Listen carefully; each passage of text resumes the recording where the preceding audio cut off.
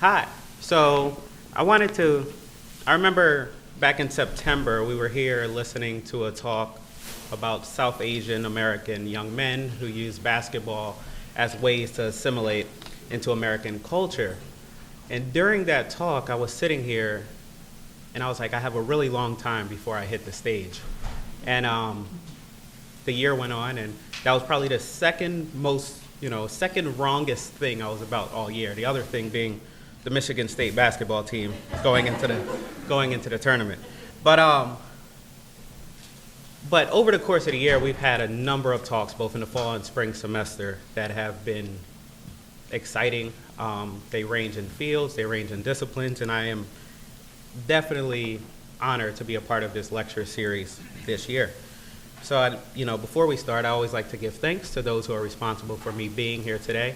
Andra, who is currently on her way, Kalia said amen, my fellow mates, Nikki Brown and Michelle Gordon, the graduate students of the JWJI, Anita Spencer Stevens, who without her, the JWJI would really be on three wheels and tricycle rolling. So she makes sure everything keeps going.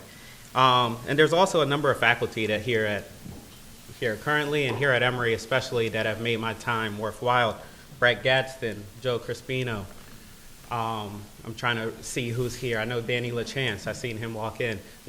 Folks not here like Carol Anderson, Leslie Harris, have each really made my time here at Emory. Oh, Michael Lee Owens. How did I miss him? Have really made my time at Emory worthwhile. It's been a productive year, really culminating in, like Kalia mentioned, the book manuscript is under consideration. So that was what I really set out to do this year, and that was what I was able to get done. So without the support and resources of folks here at Emory, I wouldn't have been able to do as much as I've done this year. And to not make the introduction and thank yous as long as Leo's acceptance speech, I will, begin the presentation. And so to start today's presentation, I'm gonna just give you a sense of what I'm doing here today. I'm gonna start off by giving you the so what, right? It's the hardest question for historians to answer. Why what we're studying in the past matters today, right? After that, I'm gonna then give you some context of this moment that we're looking at. And then the last part of it is gonna be storytelling, right? The other element that historians are really, really good at doing. And so because the storytelling element is, a triangulation of sources coming together for us to create this narrative, right? And the narrative that I'm telling is one that in its moment was really well known and today has kind of slipped most people's memory. So to begin today's presentation, I'm actually going to start with something which I hardly ever use, right? It's a graph. And this graph was printed out in the Washington Post a couple weeks ago under an article titled, Poor white kids are less likely to go to prison than rich black kids. Though I feel the version of the title that's attached to this graph in particular represents, or articulates that message even more so, that rich black kids are more likely to go to prison than the poor white ones. And however you decide to read it, the message here is clear, right? That race, when it comes to incarceration, race trumps class, right? So Derek Hamilton, who's an associate professor of economics at the New School, and two of his colleagues from Duke University, they examined the data from a national longitudinal survey of youth, a study that began in 1979, and they follow a group of young people into adulthood and middle age. What they found was that in recent decades, the rich black kids were more likely to have spent time in prison than the poor white ones. In fact, what the numbers in their study point to was that around 2.7% of the poorest white people in their study spent time in prison, compared to roughly 10% of the most affluent black youths in their study. Right? And to have been considered affluent in their study, you had to come from a household whose income combined for over $70,000 a year. And so I thought the article was great. And the day it ran, it probably shared within my social media networks 50 times. Everybody was like, oh, look at this study. But for me, what I was surprised more about from the study was the element of surprise in the reaction to the study, right? And what was referred to as a quote unquote stark new finding. And so what I hope to do for you all today is kind of remove that element of surprise by showing you that these numbers reflect a very long history of policies and strategies that targeted specific communities. And I also want to humanize these numbers, right? Because there's a lot to be said when you put people and faces to numbers. And so to do that, we bring you, some context, right? Some post-World War II context. And I do that to begin because I feel it's important to understand the police state in Harlem of the 1960s. We have to first understand more generally the significance of the immediate post-World War II era. And so in my book manuscript, the content from today's presentation actually comes from the last chapter, right? This is the end. This is the culmination of my work. And it's a narrative that I trace back into the 1930s. But for purpose of time, I'll start here with the context immediately after World War II. And really what we're going to look at is sort of the tough on crime policies and rhetoric that come about in the immediate aftermath of the war that these 6 Harlem youths that I'm going to tell you a story about end up inheriting. And so as World War II was coming to its end, predictions of a post-war crime wave were saturated the headlines of newspapers across the country, and law enforcement agencies were advised to be very much on alert against an undoubted rise in offense. Many of the early predictions identified returning veterans as the main cause for concern. However, as the war neared its end, it was the nation's youth that assumed this burden. And it was largely because they believed young people were then forced to go back into employment opportunities that weren't paying them what the war industry was then paying them, right? There were young people making as much as $100 a week who were being forced to go back to $15 to $18 a week. And so they dropped out of school, right? So then there was this idea that there was a lack of interest in school amongst these young people, and now they were forced back into what they saw as inadequate employment. So it was this combination that would then inspire idleness. And in this idleness, it was believed that the young people would turn to both criminal and delinquent behaviors.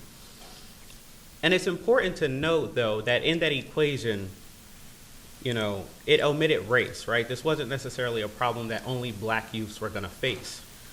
But that wasn't because race wasn't a factor. Ultimately, I argue that it was quite the contrary, right? That race was ingrained in some of these numbers and some of these predictions. And so to defend their claims, a lot of the law agencies and print media outlets were using the Uniform Crime Reports, right? A document that's published by the FBI still today that documents official data on crime, or it records the official data on crime. And though this may seem to be a reliable source outwardly, it's important to point that the statistics reflect offenses reported within police jurisdiction or within a specific police jurisdiction. And so perhaps even more importantly to point out is that categorization of both race and age fluctuate, and as much as their numbers really do, right? And so at this point in time, right, so we're talking immediately after the war, the Uniform Crime Reports only documented arrests in large cities. And so what this meant, I say all that to say that it painted a crime picture that was generally young, it was generally urban, and it was generally black, right? And so the post-war crime wave that we're talking about, while white youths were kind of involved, the stereotype was almost immediately attached to black youth.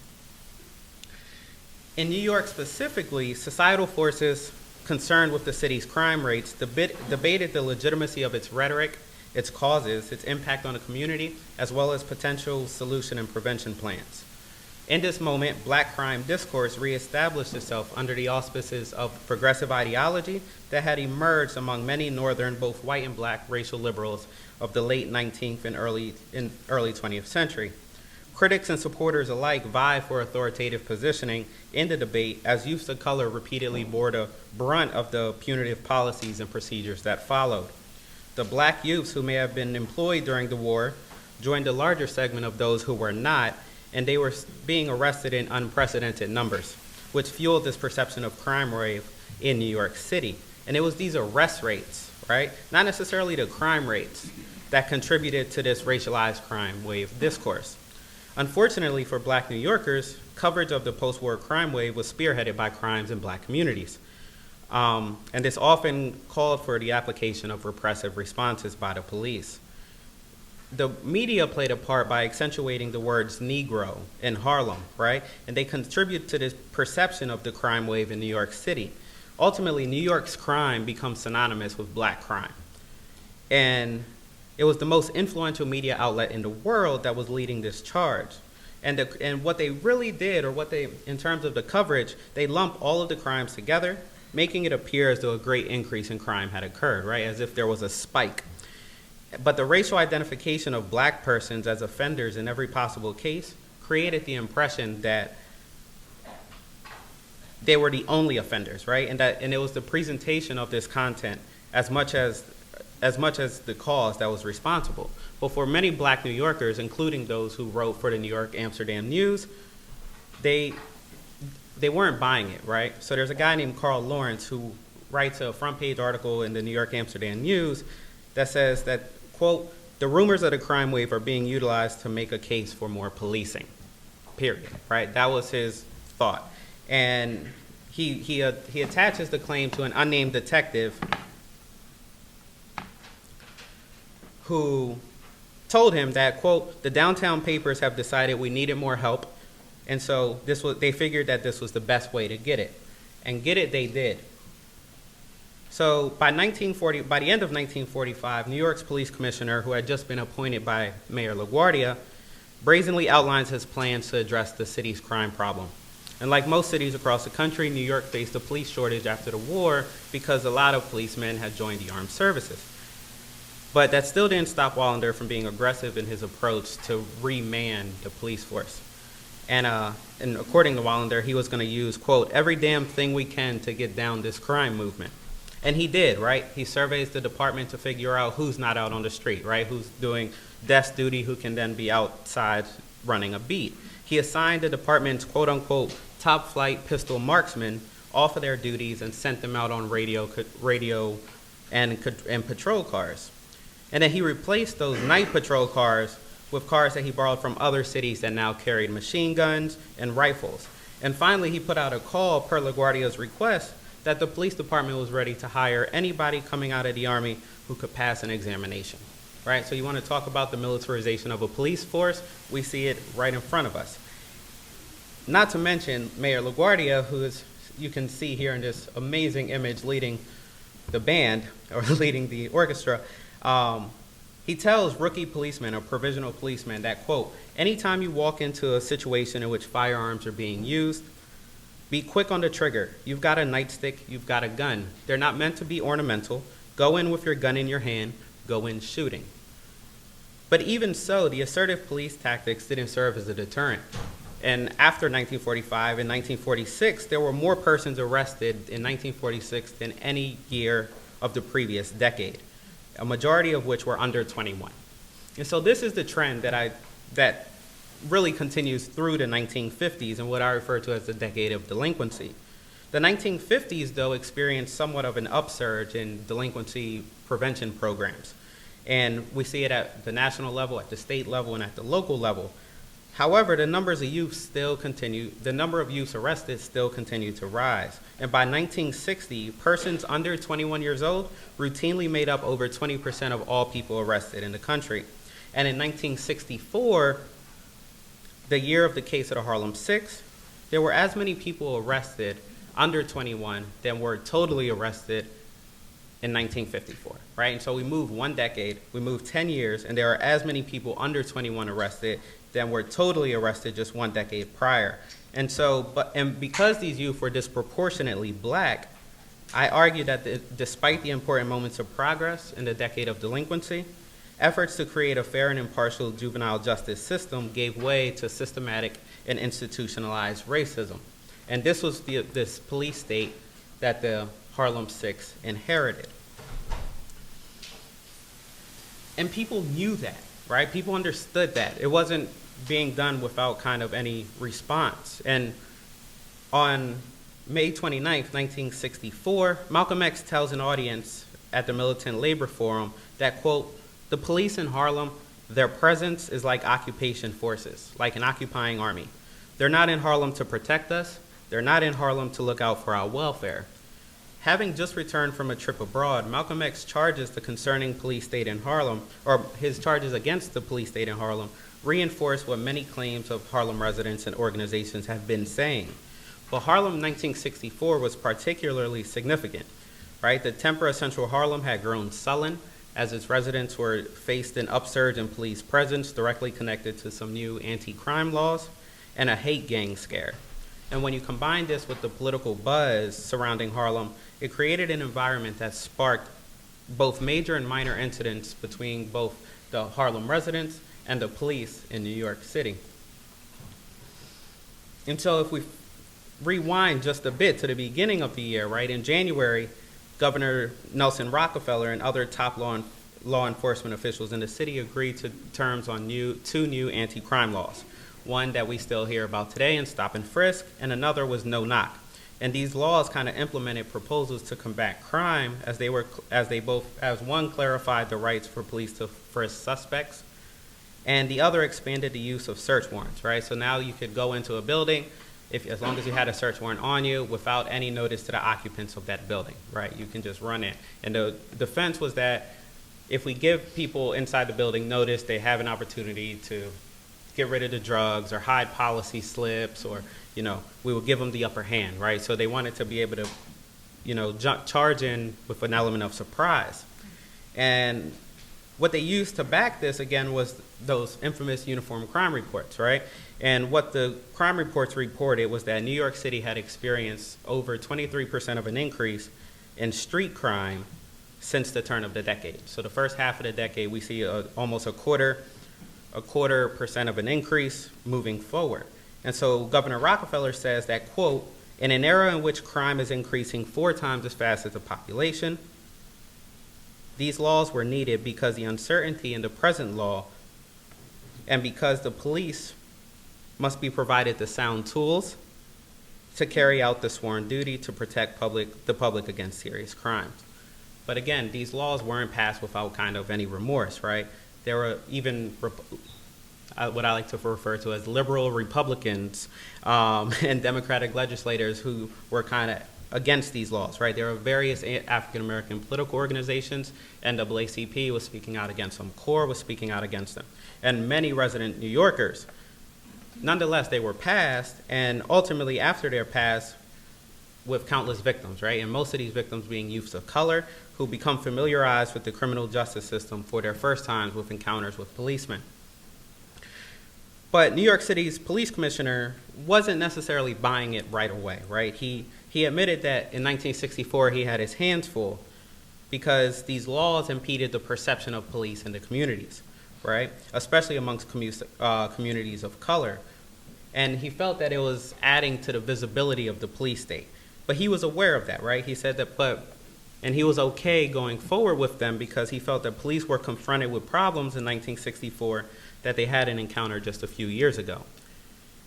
And a part of the reason he was okay with that was New York was getting ready to, embark the World Fair, right? The World Fair. The entire world is coming to New York City at the time, and he felt it was his responsibility to preserve peace and to protect the people. And so he says, quote, "As the threats and boasts of wild and unreasonable actions loomed, the show of strength is the greatest deterrent to unlawful action." And as a result, he assigns more than 25,000 men to 12-hour shifts throughout the city in 1964.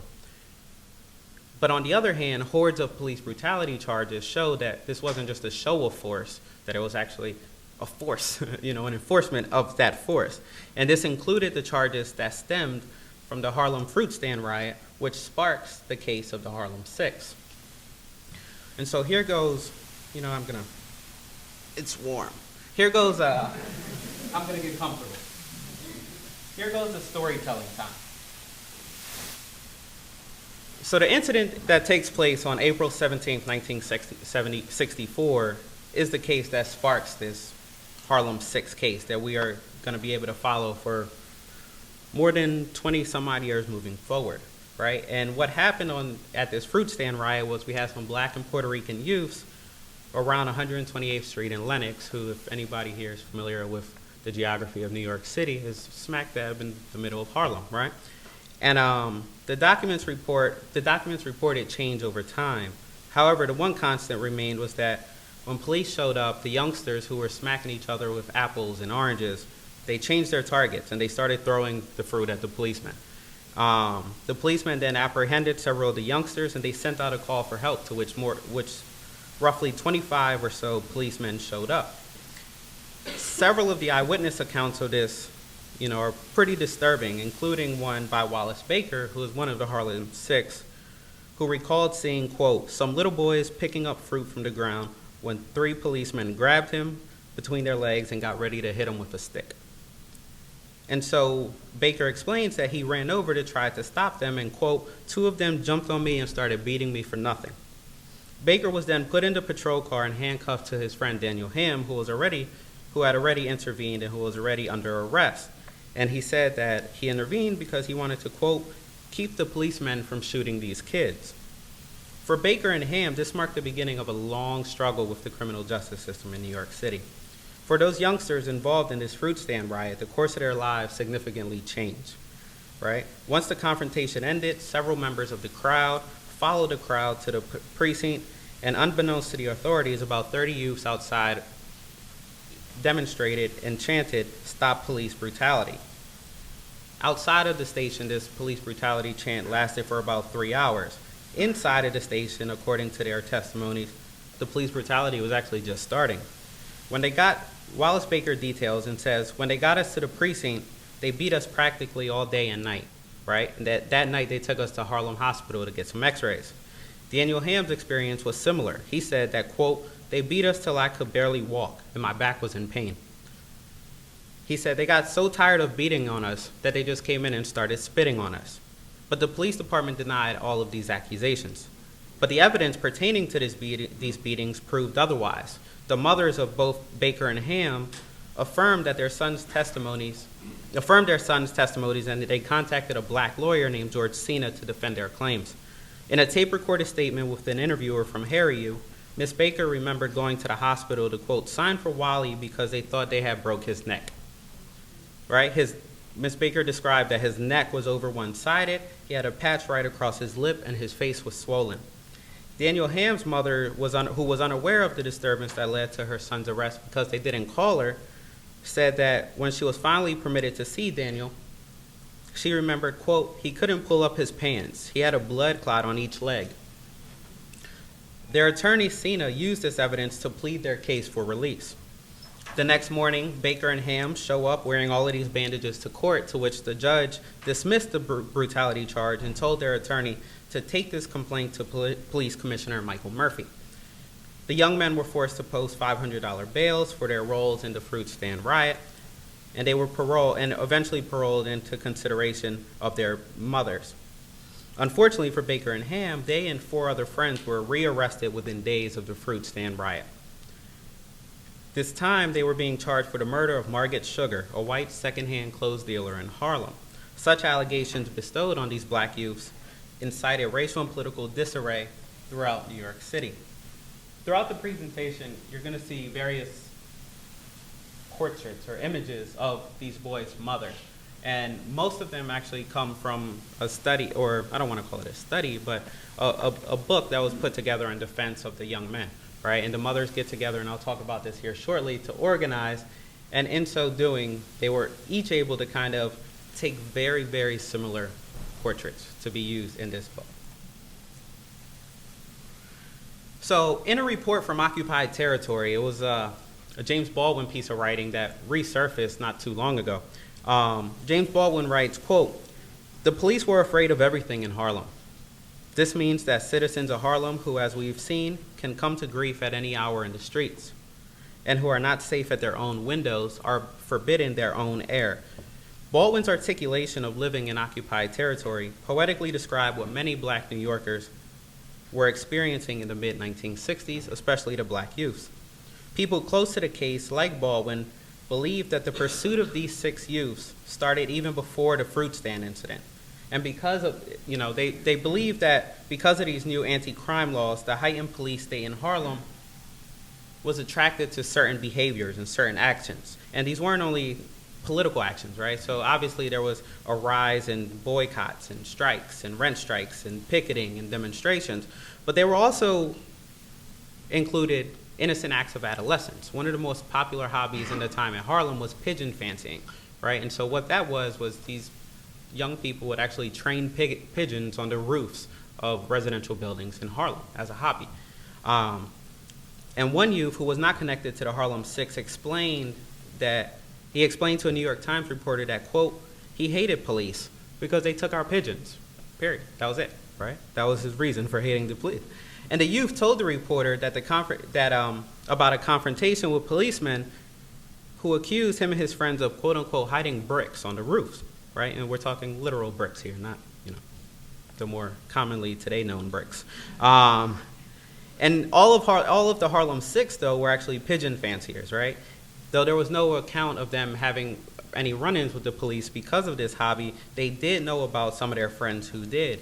And after he gets arrested for the fruit stand incident, before he gets arrested for the Market Sugar, Daniel Ham tells that he went to an open forum and he told people that the police, quote, they don't want us on the street.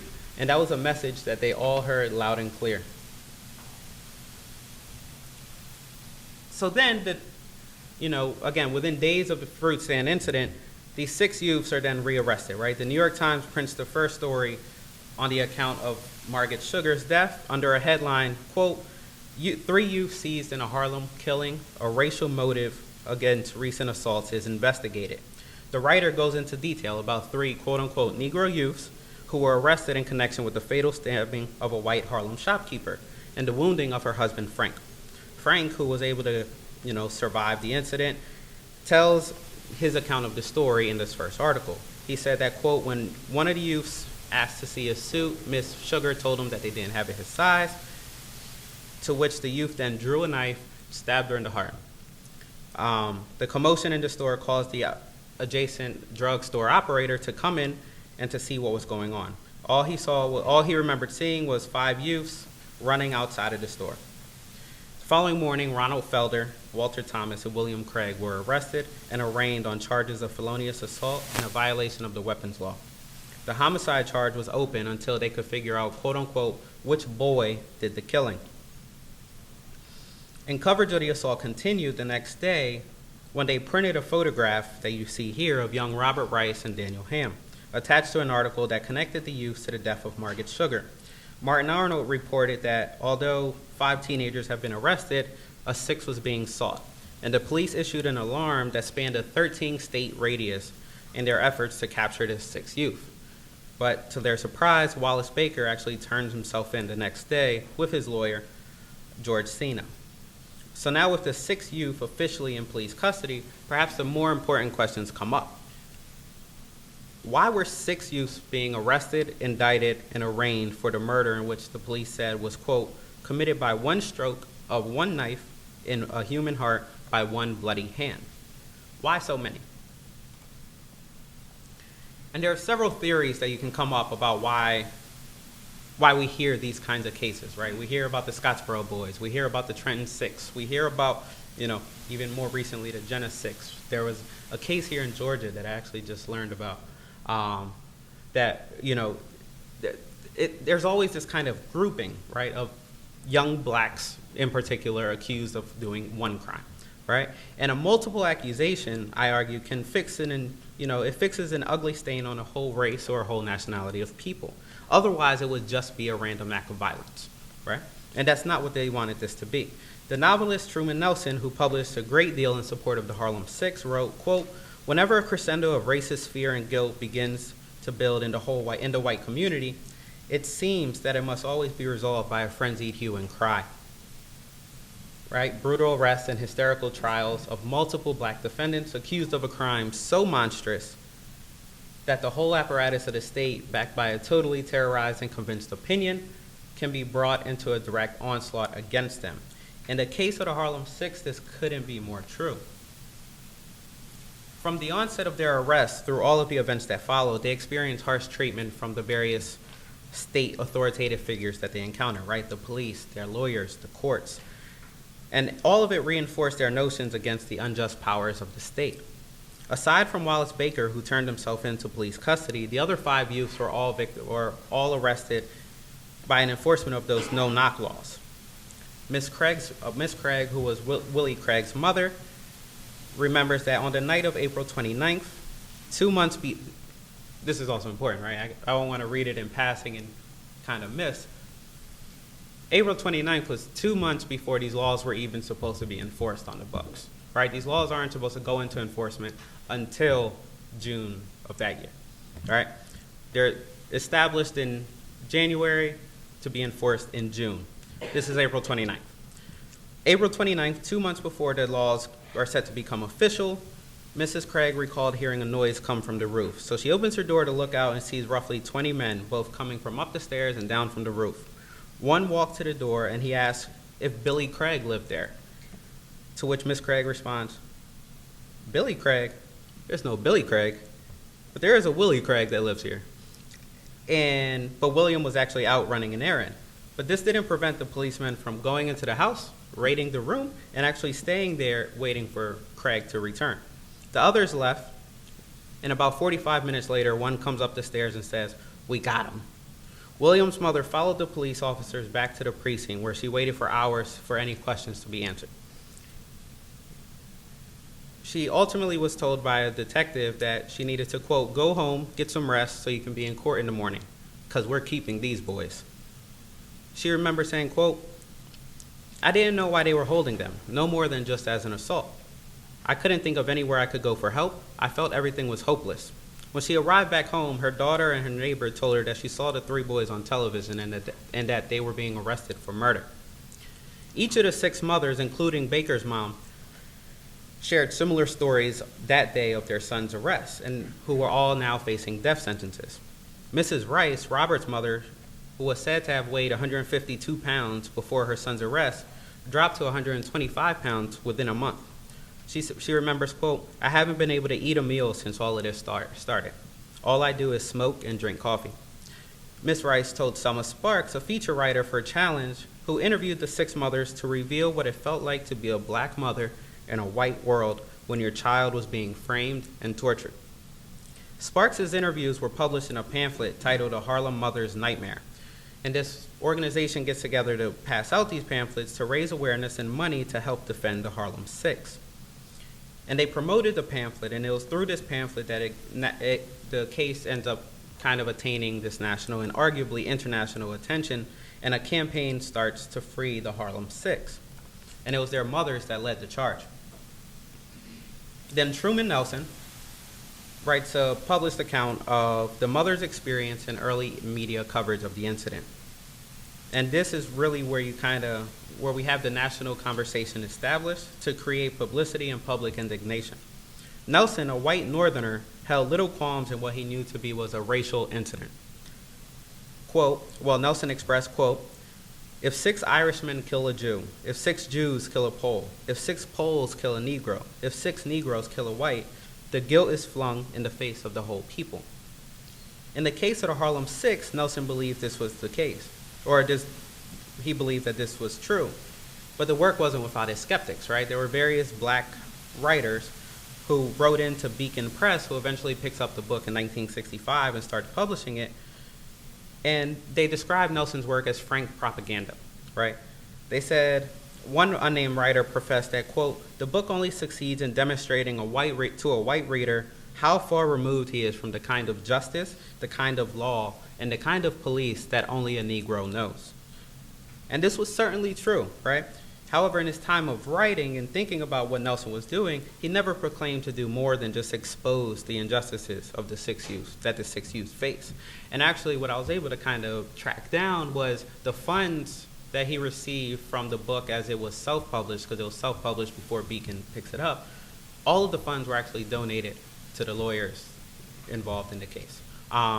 So literally, like, it was used to help pay for the case of the Harlem Six. And so for Nelson, he builds the case around the Harlem mothers and their quote-unquote excruciating torture, which comes out of love. He says it comes out of uncertainty and fear, out of wanting to protect in this case, and not being able to find the object of the compulsion to protect. Such a tone was set for the first trial, which doesn't begin until March 1965. All right, so these boys sit in jail for 10 months before they even go to trial for the first time. The six mothers come together to form the Mothers Defense Committee in an effort to free their children. However, they quickly learned that such a feat would prove to be a daunting task. Though countless Harlem residents, including James Baldwin, continued to write and speak on behalf of the six, they all wanted to trust that the six were in fact innocent. Not that many were forthcoming in their defense. Walter Thomas's mother remembered, quote, "Everybody turned their back on us and gave us the runaround." Ms. Ham supported this claim by testifying. A representative of the NAACP told her that, quote, "They wouldn't touch the case with a 10-foot pole."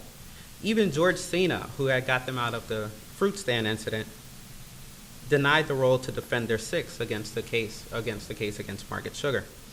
And it was generally believed that somehow the press had been able to implant in them a new form of original sin, right? Counter to their advocates, the media portrayal of the Harlem Six was actually able to convince many residents and many members of the community that the six were actually the killers because they were black, right? And not just black, but they were black and they belonged to this anti-white Harlem hate gang. A significant portion of the media connected the murder of Margaret Sugar and 4 other Harlem murders, all of white persons, to an anti-white Harlem gang indoctrinated by rebel black Muslims. Junius Griffin, who was an African-American reporter for the New York Times, breaks the story on the Blood Brothers of Harlem, and he reports that the gang had upward around 400 members. Griffin, who claimed to have received this information from a Harry researcher, implicates the Harlem Six, especially Ham and Baker, in his front page story, right? Literally, the front page of the Times runs the story on the anti-white Harlem gang. And I don't want you to think that I bring this up to kind of defend, right? But truth be told, Griffin and the New York Times were actually pushed on various occasions to provide evidence about this anti-white Harlem gang, to which they denied every time, right?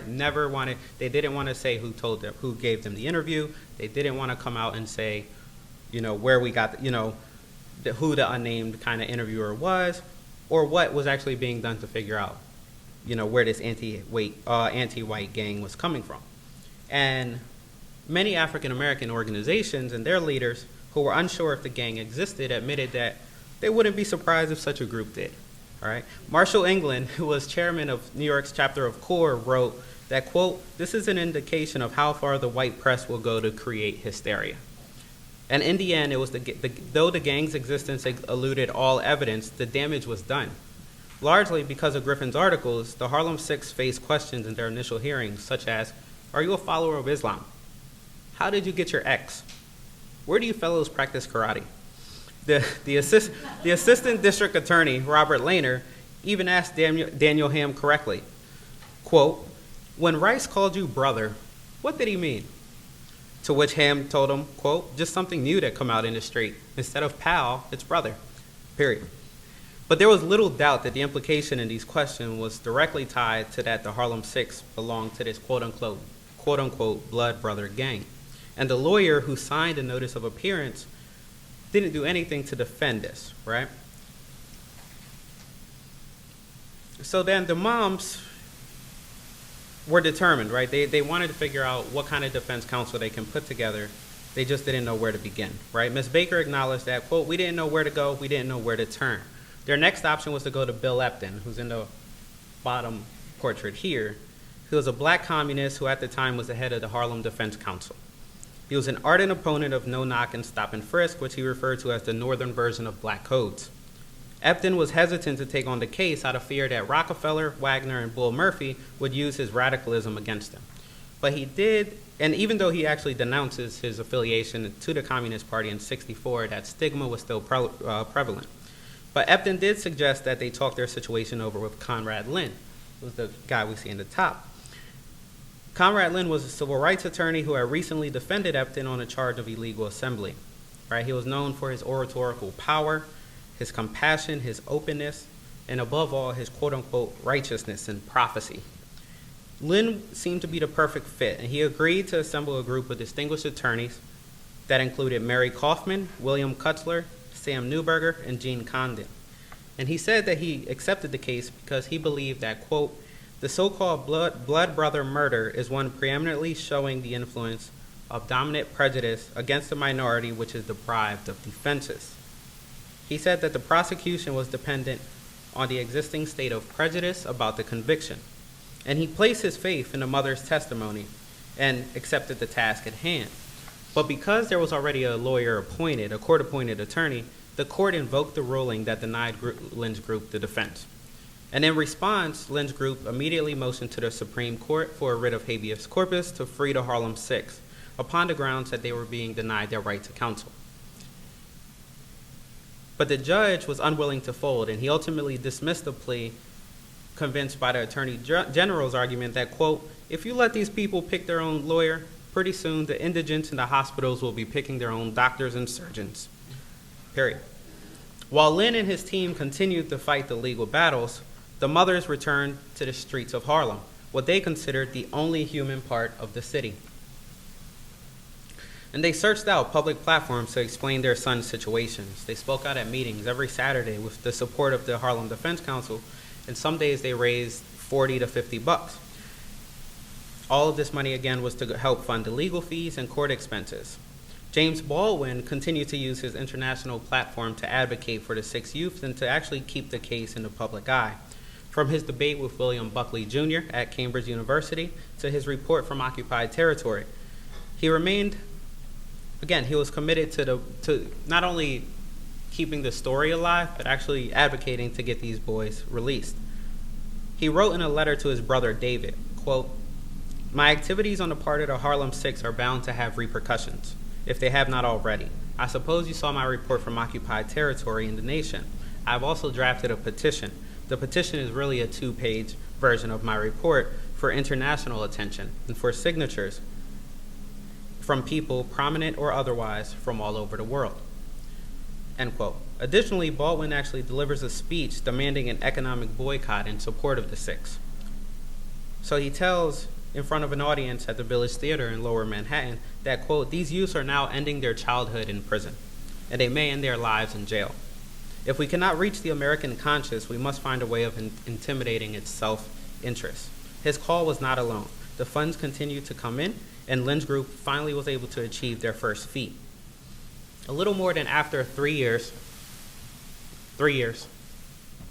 still no conviction, but 3 years later, a little more than after 3 years, the Court of Appeals in New York City reversed the charges of first-degree murder, known to in the case of the Harlem Six. Because they regarded their court-appointed attorneys as, quote, representatives of the enemy courts, they refused to talk to them, and every time they stood on trial, they stood mute in protest.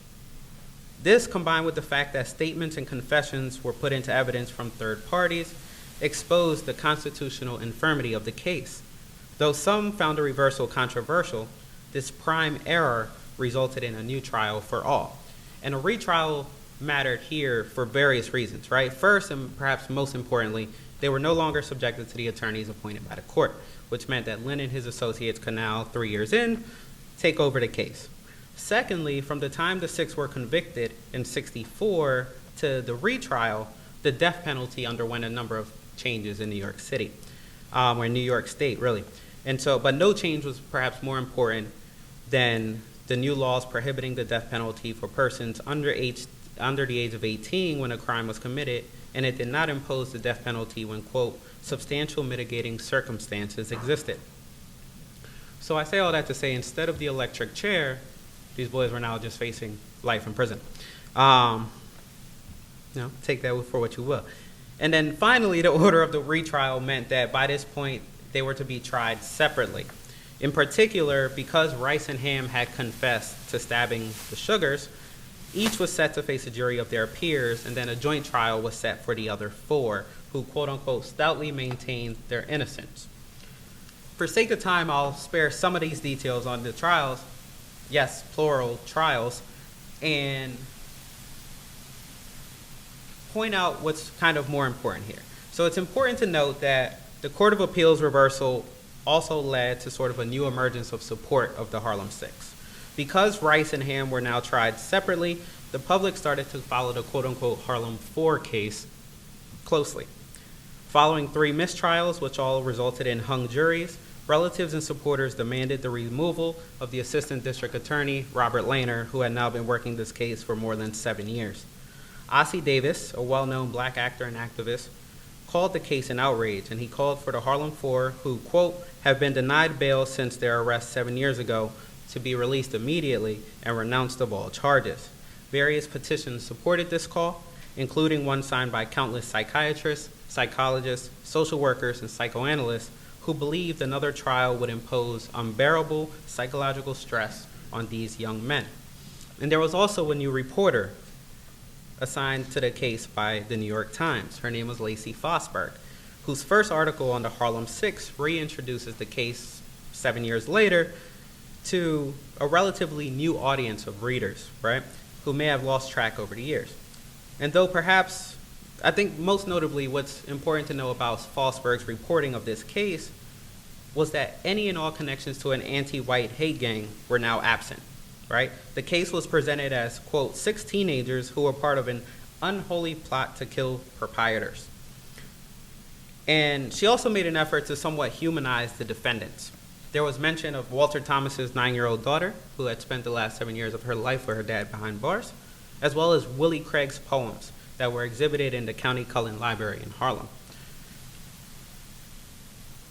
In addition to the new public support, there was also a new, involved in this new audience were many young people who were now vocal and now active. For example, Vaughn Dweck, a 13-year-old student from the field school, told a New York Times reporter, quote, I can't help but thinking that could be me. I'd be scared if I was up there like that, all those years waiting and wondering what was going to happen to you. I'd be scared and I'd be real glad to see someone like me there, end quote. Dweck was one of over 100 youths who regularly attended the trial that was open to the public. Richard Edelman, who's quoted here, was an 8th grade social studies teacher from the Fieldston School, and one teacher who believed that the unusual elements in this case, right, its long history, the fact that it focuses on a murder, and particularly the defendant's youth, combined to intrigue the students. And so what Edelman did was he assigned each of his students to write reflection paragraphs after their day in court. And what he found was that the essays, quote, revealed the realization that 4 boys had been in jail without bail during a crucial period in their lives was confusing and troublesome. Even some of the younger relatives of the Harlem Six started writing letters and being more engaged. For example, there's Cheryl Samuels, who was a 13-year-old cousin of Ronald Felder. She writes a letter to the entire Harlem Six and says, quote, when I was 10 years old, I hear a cousin of mine was in jail, but I didn't know what for. Now that I'm 13, I can really do a little something to help. I can pass out some leaflets in court, me and a girl in my class made, and a lot of other things. It'll help get the news around.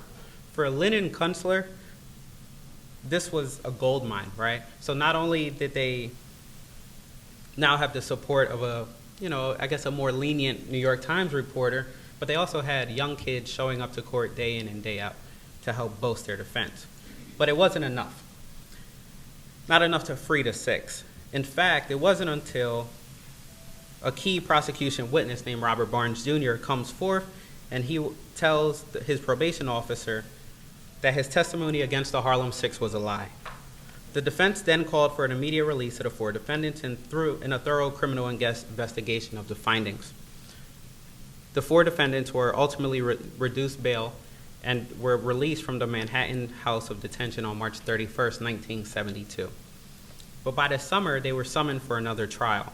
And Kunstler and Lynn were kind of worried about this trial, especially with their luck thus far, but they were prepared to report the progress that these young men had made. Felder was accepted into City College. Craig was enrolled at Harlem Prep. Thomas was working as a legal aid, and Baker was really active in participating in community work. And their progress, combined with this 38-page affidavit submitted by Barnes, was in fact enough to free these 4 of the Harlem Six. And so on April 4th, 1973, almost 9 years to the day, and just before the retrial was scheduled to begin, the Harlem Four were released after pleading guilty to manslaughter charges, right? And what's important to note here is that they were released from their plea, right? The decision for them to make this plea was complicated as the now 4 men proclaimed their innocence. Willie Craig told reporters, quote, "We said all along we are not guilty, and what we want the world to know now is that we're still not guilty. We hope our friends, our mothers, our fathers, anybody who cares will understand why we had to do this, why we had to make this decision." And I cannot highlight enough, right, that for these four men, the certainty of freedom, even at the price of a criminal record, was the better option than facing the uncertainty of another trial. For all intents and purposes, however, Craig, Baker, Thomas, Felder were set free. And I like this image to counter the first image of the boys, because you see just how much life they spent behind bars. The fates of Ham and Rice were still yet to be determined. Lynn and his defense team shifted their focus on procuring the freedoms of their other Harlem Six comrades, who continued to serve, Daniel Ham, who continued to serve his sentence in the Auburn State Prison, upstate New York. And he was denied his first parole opportunity on basis of a new information.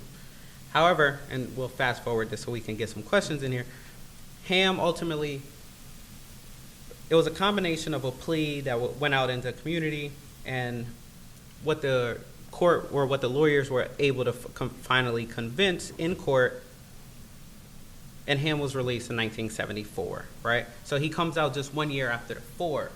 Rice was the least fortunate of the six, right? Even though a federal judge dismissed the murder conviction in 1973, he went on to face 5 additional trials, 7 appeals, no breaks. His mother continued her advocacy and used the New York Amsterdam News as an outlet for support.